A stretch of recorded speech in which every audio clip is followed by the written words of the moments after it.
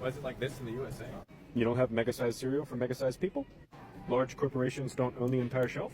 You're telling me that's high fructose corn syrup? I got tagged a bunch in this video and he didn't really answer the question. He just showed you a bunch of ingredients and ultra-processed foods and then told you about his wellness tests and products at the end. So I'll answer it. Why is America like this? In America, we have a capitalist economy that's driven by pro-corporation deregulatory policies. Policies that have enabled corporations to prioritize profits and growth above all other values, including people's health. Our current food environment, which is about 70% ultra-processed foods by some estimates, is not because of some conspiracy. It's the logical conclusion of policies that enable corporate expansion with little regulation. So how did we get here? In the early 1980s, under the Reagan administration, agriculture and food policy shifted dramatically toward deregulation and pro-industry approaches. Pro-corporation policies during this time also favored large agribusiness at the expense of small family-owned farms, which exacerbated the farm crisis of the 1980s and led to the consolidation of the food environment.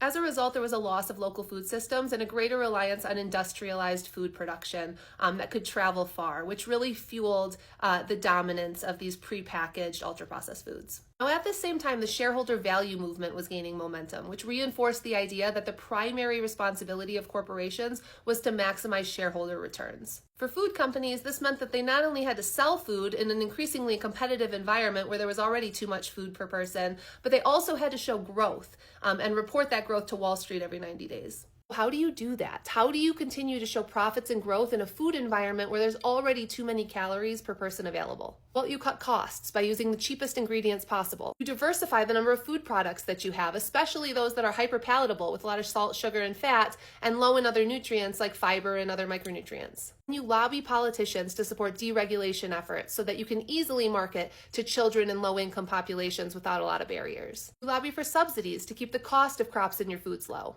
You lobby for lax antitrust laws to enable mergers and acquisitions so that very few corporations own the majority of our food supply. And ultimately, after a few decades of this, where profit and growth are what's most important to corporations and politicians who need money from those corporations enable those corporations, you're left with a food environment that prioritizes profits above all else, including people's health. You're left with labor and economic inequalities. You're left with food deserts where in many areas of this country, produce and fresh foods are scarce and ultra-processed foods are abundant. And you're left with health consequences, which disproportionately affect low-income populations, which are the communities hit hardest. We haven't even discussed how this system has fueled the rise of individualism, where health is no longer looked at as a shared social responsibility, but instead as a personal choice. All while cuts to social programs and public health funding have meant fewer resources to address the social determinants of health, which disproportionately affect low-income populations, and has resulted in a 15-year age gap difference between the highest and lowest income groups. While the wellness industry flourishes, using fear and guilt to focus on individual habits,